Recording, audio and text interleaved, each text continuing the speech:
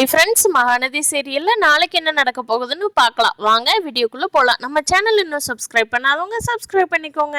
குமரன் கொஞ்சம் லேட் ஆகி வீட்டுக்கு வர்றாரு. கங்கா இருந்துட்டு, என்னங்க ஃபோன் பண்ணாலும் ஃபோன் எடுக்க மாட்டேங்கிறீங்க, ஏன் இவ்வளோ லேட்டு, எவ்வளோ பதறிட்டேன்னு தெரியுமா அப்படிங்கிறாங்க. ஒன்றும் இல்லை கங்கா, நான் வர்ற வழியில் வண்டி ஸ்லிப் ஆகி கீழே விழுந்து ஃபோன் டேமேஜ் ஆயிடுச்சு, அதனால் ஃபோனை வேலைக்கு கொடுத்துருக்கேன் கங்கா, அதனால தான் லேட் ஆயிடுச்சு. உனக்கு ஒன்றும் நீ சாப்பிட்டீல்ல, நல்லா இருக்கில்ல அப்படின்னு சொல்லிட்டு குமரன் கேட்குறாரு. எதுவுமே நடக்காத மாதிரி.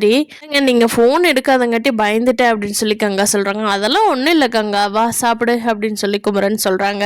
நிவினும் குமரனும் எவ்வளவோ தேடி பார்த்துட்டாங்க. வெண்ணிலாவோட மாமா கிடைச்ச மாதிரி தெரில. பசுபதி கூட்டிகிட்டு போய் எங்கேயோ மறைச்சி வச்சுட்டான். எப்படியோ ஹாஸ்பிட்டலில் போலீஸ் ஸ்டேஷனுக்கு கம்ப்ளைண்ட் கொடுப்பாங்க, வெண்ணிலாவோட அட்டெண்டர் காணா, வெண்ணிலாவோட மாமாவை காணும்னு சொல்லி. அப்போ காவேரி சொல்கிறாங்க, அப்போ நம்ம போய் வெண்ணிலா சூசைட் அட்டன் பண்ணியிருந்தா எதுக்கு அவங்க மாமா காணாமல் போகிறாங்க, வேற ஏதோ பிரச்சனை இருக்குங்காட்டி தானே காணாமல் போயிட்டாங்க, மேபி யாராவது கடத்தி வச்சிருக்கலாம் இல்லையா அப்படின்னு சொல்லி நம்ம டவுட்டை சொல்லலாம் போலீஸ்கிட்ட அப்படிங்கிறாங்க.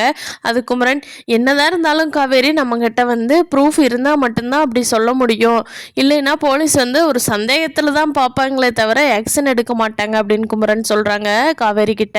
விஜயும் ஆளுங்களை வச்சு பசுபதியை பிடிக்கிறதுக்காக எல்லா பக்கமும் தேட சொல்லியிருக்காரு. அவரே டைரெக்டாக பசுபதி வீட்டில் போய் பார்த்தும் இல்லை இல்லையா, அதனால எல்லா பக்கமும் தயவு செஞ்சு தேடுங்கன்னு சொல்லி ஆளுங்களை சொல்லியிருக்காரு. இப்போ நைட் டைம் குமரனுக்கு ஃபோன் வருது. எடுத்து பேசுகிறாரு. ஏதோ ஒரு புது நம்பரில் இருந்து வருது. தம்பி உங்கள் கடையெல்லாம் காலி பண்ணிட்டாங்க, சீக்கிரம் வாங்க தம்பி அப்படின்னு சொல்லி பக்கத்து கடைக்காரரை கூப்பிட்றாரு.